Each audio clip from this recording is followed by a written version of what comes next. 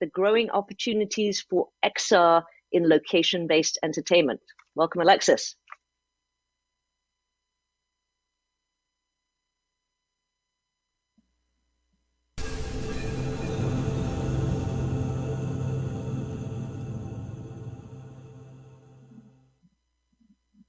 Thank you so much for the introduction. Hello, everyone. My name is Alexis Macklin, and I'm a research manager at Greenlight Insights. I want to thank you all for joining me today for what is certain to be an engaging discussion around the currently changing landscape for location-based VR entertainment market during this unprecedented time. A little bit more about me. I've been with the company for about 4 years now, while I oversee the production of research products produced by our Analyst team, I also specialize in consumer trends and immersive entertainment, including location-based entertainment. I joined Greenlight Insights early on in my career, transitioning from a visual journalist to analyzing the immersive technology market. Virtual and augmented reality has particularly been an interesting medium for me early on. A bit more about Greenlight Insights specifically before we begin. It's a market intelligence research firm specializing in emerging technology, including virtual reality, augmented reality, light field and volumetric displays, and everything in between as far as immersive media goes. We analyze the growth of these technologies and varying applications. And we do this with a global analyst team, which produces syndicated research backed by unique data sets, proprietary forecast models, and end user tracking. These research methodologies set the backbone of our global market perspective, which helps us analyze dynamic changes such as the current health crisis. Currently, the location-based entertainment industry as a whole has been completely shut down globally due to the COVID-19 pandemic. This may mean something very different to each and every one of us today as we learn to adjust to a new normal, but we are all affected. So I won't spend too much time detailing what has happened so far. And instead, I'll be discussing today what it means for this specific market and how VR companies in this space can find opportunities moving forward. 3 months ago, Greenlight Insights predicted the global location-based XR marketplace to grow to $4.6 billion by the end of this year. This means absolutely nothing now, as no one can predict accurately where this pandemic will turn with certainty. But what we can take from this is that the location-based XR market was dynamic, fast-growing industry with global reach. Now, we aren't so sure about the current monetary state of the location-based market, but I don't have a accurate forecast to share with you today, and no one really knows for certain what is to come. But venues of all types have closed during this time, and while some have reopened, it's unclear and unprecedented what we will see, especially as far as we're predicting when we will see the return of the thriving experience economy we saw at the beginning of this year. So for what we know so far in the United States specifically, businesses will reopen differently state by state. We first saw businesses close as states issued stay-at-home orders in March. Now in May, we are entering the first stages of reopening businesses with some venues like restaurants and retailers reopening, some at about 50% capacity, but this is a strong variance between state to state. In the coming months, states will begin to broaden the businesses that can reopen, but by the end of the year, most states are planning on reopening mass crowd venues, including sporting arenas and convention centers, so we can hold conferences and different events just like this in person, but keeping social distance practices in place. California Governor Gavin Newsom specifically detailed a plan that would not reopen these types of venues until there was a vaccine available for the virus. We expect California and New York to incorporate the strictest restrictions on recovery, with other states enacting a wide variance of reopening businesses due to population size and even political affiliations as we move forward. Additionally, Even if states are allowing the reopening of larger venues, operators should not expect a full crowd right away. In a recent survey fielded by Seton Hall University, 72% of US consumers said they will not attend a sporting event until a vaccine is released. We can expect varying degrees of the sentiment from consumers across other large venues as well, including theme parks, concerts, cinemas. As we look ahead to the reopening of many location-based entertainment VR venues, we must evaluate the reality of this new temporary market. As out-of-home entertainment venues reopen across the world, many countries will allow smaller businesses to reopen before their larger counterparts to reduce the spread of coronavirus. This will offer a rare opportunity for small venue owners who are able to reopen in this unique window of time to a less competitive market. This window will likely last until June in cities and countries where coronavirus is declining, but this may last until maybe 2021, depending on what type of state or country that the venue is in, especially in larger metropolitan areas like California specifically, where critical measures are required. This small window of opportunity may be critical for the recovery of small venues as they take advantage of this traditionally higher demand in the summer season, especially as some consumers are very eager to get back to normalcy. This will negatively affect system vendors, though, as the total marketplace for revenue will remain small to none as small businesses focus on recovering rather than expanding their offerings. So we don't expect an increase in venues and VR attractions this year. In addition to a less competitive market, we see consumer awareness of VR is at an all-time high. This is largely in part due to two critical developments: the release of the highly anticipated Half-Life Alyx, the PC title from Valve, and the increase in video game interest during stay-at-home orders during the pandemic. We can see this through Google Trends data here. In the last 12 months, there was a spike in virtual reality as a topic on Google search during the holiday shopping season, starting about at the end of November and peaking during Christmas. Recently, again, we can see a resurgence during both the release of Half-Life Alyx and the economy shutting down due to the pandemic, both occurring in the latter half of March. The interest in Half-Life Alyx rose even before the pandemic hit, surging with consumer demand for VR headsets that could support the title. This left headset manufacturers behind on production and still catching up to demand to this day. Now VR headsets are still in short supply as video game interest has surged, as we mentioned, during the pandemic. So paired that with production troubles as far as different factory logistics have left a shortage with headsets. Paired with the rise of VR and enterprise use, there are currently more VR headsets in use today than ever before. This may be the inflection point to propel VR adoption forward. Additionally, an unintentional benefit of this growth to operators would include increased content development from studios that would expand title offerings for LVE VR venues, maybe next year as well, since Half-Life Alyx was doing so well, and we're seeing a growth in adoption of VR headsets currently.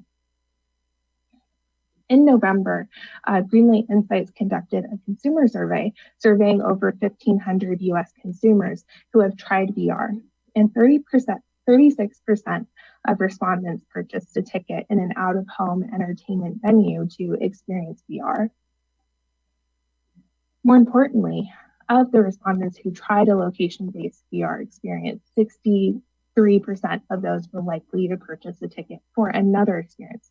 Another 31% said they were somewhat likely. So altogether, 94% they were varying degrees of likely to purchase another ticket for a VR experience. Although the survey was fielded in a different economic climate, we can see two things. There is a large group of consumers who have not yet tried an out-of-home entertainment VR experience that have tried VR, but those who have are highly likely to return. In the coming months, operators should invest in marketing efforts to capitalize on the growing interest in VR gaming and spreading awareness of their business as they reopen. And this can help with new acquisition. Additionally, operators can capitalize on the absent out-of-home entertainment venues to reach non-gamers. While 77% of respondents were interested in gaming experiences, 76% were interested in experiences that could be done as a family. 74% said they were interested in multiplayer experiences. 69% were interested in virtual rides.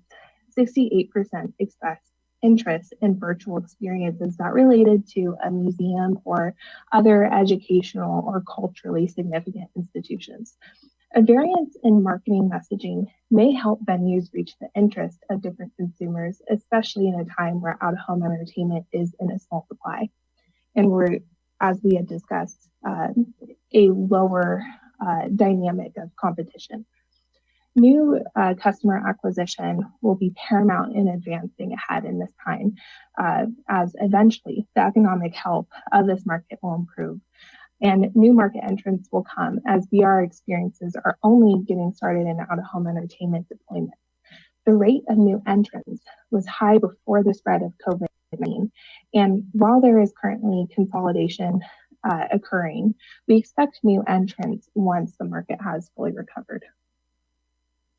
So overall, companies will need to adjust now, if they haven't already done so, to survive the current economic downturn. In the coming weeks, companies will need to evaluate how or if they will reopen. This will entail either fully investing in new health standards required by governing policies, or to pivot to capitalize on other monetary avenues. To reopen, this will be a monetary investment, with operators required to purchase additional sanitation requirements like sanitizer and equipment for staff, and adjust to a decreased revenue due to extra time spent on sanitizing products between uses and a decreased capacity. So check out resources from global associations such as IEPA and local governing policies to stay up to date with best practices. Many operators may already meet many of the requirements to be set thanks to the previous sanitation concerns for VR equipment that have stemmed from the beginning. Hardware and system vendors should also evaluate how they can better position their products in this time. Detachable faceplates, as released by Dreamcraft Attractions in partnership with HTC, and in the past, Sensix, will become more in demand by operators as they look for solutions that are easily cleanable. Even if health policies are loosened, consumers may want and expect a higher quality for sanitation going forward. Hardware manufacturers and system vendors may see a long-term interest from operators for solutions like these. Additionally, this is an uncertain time. While governments are enacting plans to reopen businesses, each company must prepare for what each phase means for them, how they can continue to innovate and offer better products and services during each phase, and unfortunately, what to do if stay-at-home orders return. The reality is we do not know the full extent of the effect of the virus, whether that is with a second wave or a seasonal virus that returns in the colder weather, or even if or when coronavirus can be eradicated. Major companies like Facebook already have plans for different scenarios with these that are in effect with coronavirus. While we can't prepare for every scenario, staying up to date with news, identifying other potential revenue streams will help businesses be better prepared for what is to come. The demand for VR training and telecommuting purposes have increased due to the coronavirus, as the enterprise is thrust into a technology evolution fueled by working from home and travel restrictions. Regardless of the timeline of this current health crisis, how we work has fundamentally changed. If you If you are a content creator, evaluate how you can build experiences for this need specifically. If you create hardware systems or operate a venue, how can you offer equipment and services to companies that may need it? Spaces is a great company to look at as a use case here. The company quickly saw an opportunity to improve collaboration by working in VR from an internal need and built a VR communication platform that is compatible across the major communication software, including Zoom, Skype, Google Hangouts, amongst others. The company was known for building VR experiences for out-of-home entertainment venues such as Two-Bit Circus in LA and Dreamland in China. Expanding services does not have to be just in the enterprise. Virtual tourism has recently surged in demand, and many opportunities will emerge in both in-home and out-of-home immersive experiences that satisfy that craving for wanderlust while airline travel is limited. Live entertainment is another sector poised to be disrupted by immersive experiences as concerts and sporting events may reemerge without audiences in the short term. Lastly, companies will need to stay agile and be ready to quickly react to the constant change that will entail serving consumers in a post-COVID-19 economy. Consumer demand will change as they re-engage with out-of-home entertainment attractions and in close proximity to other people. And businesses will need to stay ready to adapt and to react to what consumer experiences will look like in the fall and in 2021. Lastly, I would like to close by reiterating that we do not know what will come, just as no one could have predicted the extent of the effects of COVID-19, and we can't prepare for all possible changes. On a positive note, we eventually expect the location-based entertainment market to recover. We have only seen a small fraction of permanent closures in our research and operators expecting to reopen once restrictions are lifted. So we haven't seen huge roadblocks to the point where this economy has crumbled. We don't see this overall as the death of VR and out-of-home entertainment either, but just a dip before another rise. We remain optimistic on the long-term growth of VR in all industries and applications as a whole. Thank you for joining me today as we navigate these new times. Now I'm happy to answer any questions.